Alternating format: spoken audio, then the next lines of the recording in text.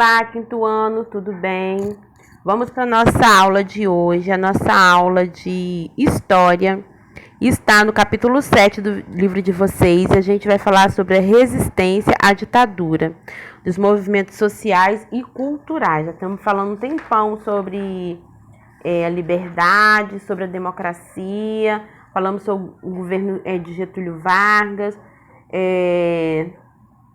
E agora a gente vai ver um pouquinho sobre a resistência à ditadura. Vamos lá. Aí no livro de vocês podem me acompanhar a partir da página 42. Muitas vezes, quando analisamos a ditadura militar, vemos só como os militares conseguiram dominar a política brasileira e submeter os brasileiros em um terrível governo de repressão, autoritarismo e censura. Contudo, é muito importante sabermos que houve muitos brasileiros que se juntaram em grupos de diferentes pensamentos e práticas para lutar contra a ditadura. Esta luta poderia ser feita através das armas, de manifestações populares e até mesmo através da cultura. Luta contra a ditadura. Como analisamos na aula passada, vimos que a ditadura militar justificou o golpe político que derrubou o presidente João Goulart, pelo medo de um perigo comunista que só os militares seriam capazes de derrotar. Com isso, receberam o apoio de parte considerável da população, como de políticos conservadores e liberais que defendiam o sistema capitalista, os donos de grandes indústrias e fábricas no Brasil, além de uma camada da população ligada aos grupos religiosos.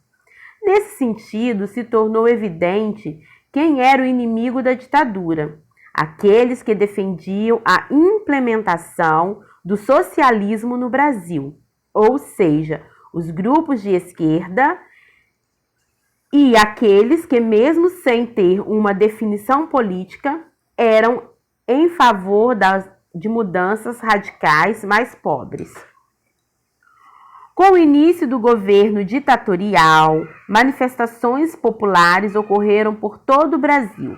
Estudantes, trabalhadores, artistas, políticos de esquerda tentaram derrubar o governo ilegítimo e demonstrar para as outras pessoas os perigos da manutenção dos militares no poder. Contudo, em poucos anos, os militares conseguiram desarticular a maior parte deste grupo e, com o AI-5, jogaram por água abaixo as esperanças de um retorno rápido à democracia.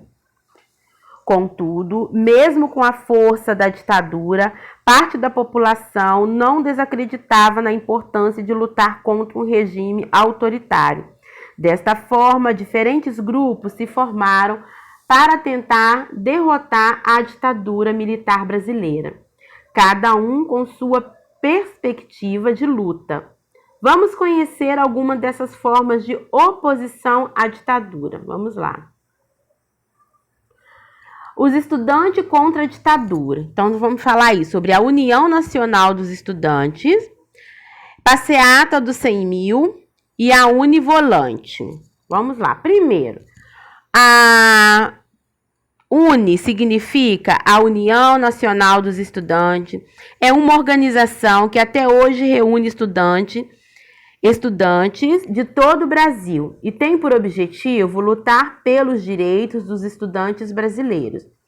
Durante a década de 1950 e o início de 1960, a UNE era um importante instrumento de pressão aos governos, além de levar aulas, peças de teatro, filmes, entre outros aspectos culturais para as regiões do Brasil que não tinham universidade. Com o golpe militar, uma das primeiras medidas dos militares foi atirar contra o prédio que servia a sede da UNE e atear fogo e atirar fogo nele, demonstrando assim a intenção de acabar com a mobilização dos estudantes. Contudo, a UNE teve papel fundamental nos anos iniciais da ditadura militar, ao convocar manifestações populares contra o regime. As perseguições, prisões e torturas que estudantes, professores, entre outros brasileiros, sofriam nas mãos do governo. Sem uma articulação entre os trabalhadores, eles se juntaram às manifestações dos estudantes, sendo a maior delas as passeatas dos 100 mil. Vocês estão vendo a foto aí, a imagem dessa passeata, que vimos também na última aula. E no livro de vocês aí, na página 42, tem também.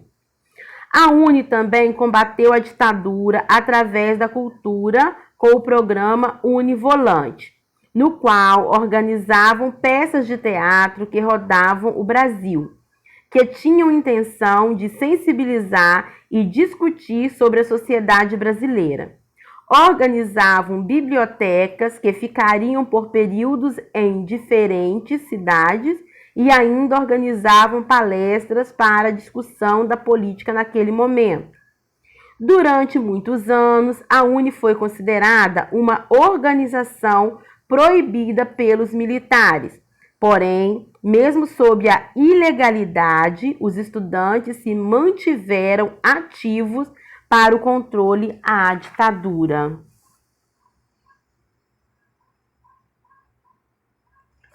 Vamos falar um pouquinho dos grupos armados, que os principais tópicos são Ação Libertadora Nacional, Movimento Revolucionário 8 de Outubro, a Vanguarda Armada Revolucionária Palmares e a Guerrilha.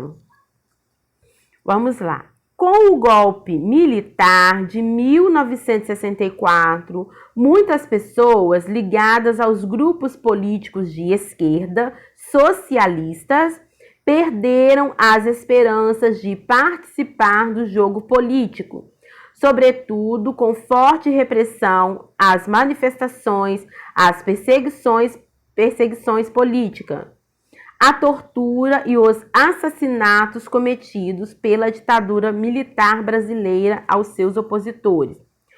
Muitos acreditavam que a saída da ditadura não poderia ser por via democráticas. Portanto, era necessário pegar em armas para lutar contra os ditadores.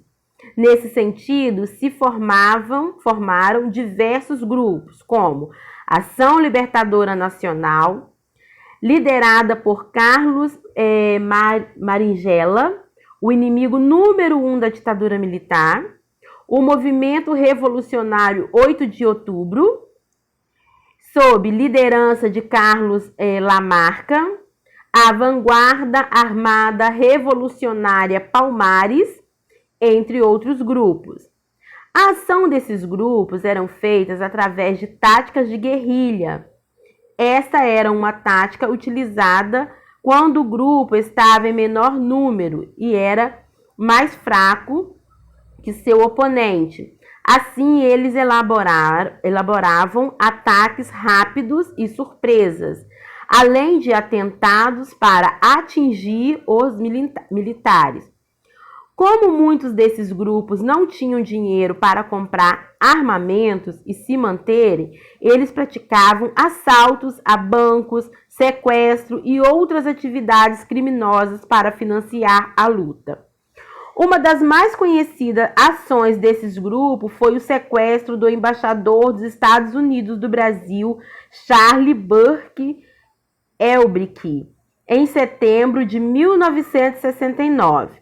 O grupo responsável pelo sequestro foi o MR8, que é o Movimento Revolucionário de 8 de Outubro, e eles pediram como recompensa pela vida do embaixador a soltura de 15 presos políticos.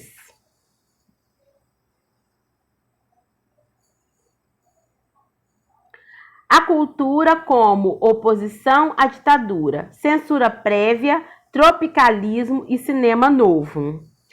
Além desses grupos, muitos artistas e intelectuais se utilizaram da cultura para se manifestar contra o regime militar, através da música, filmes cinematográficos, peças de teatro, livros, poesias, dentre muitas outras opções.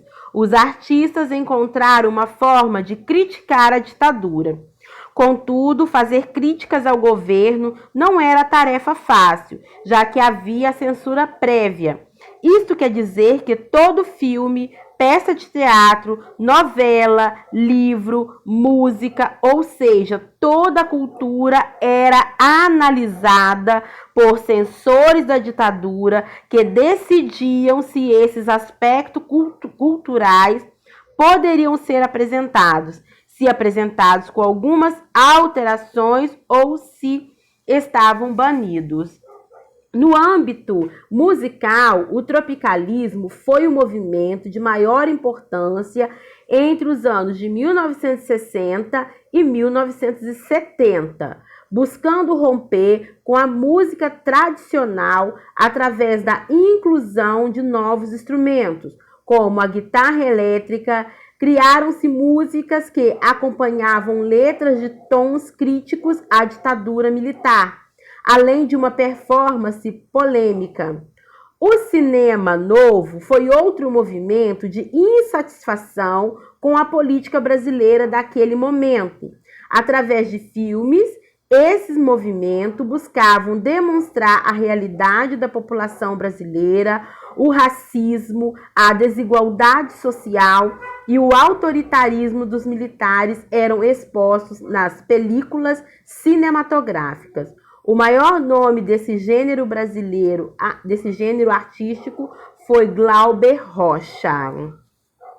Então, agora que a gente já falou um pouquinho sobre a ditadura, vocês vão fazer a página 45 e 46.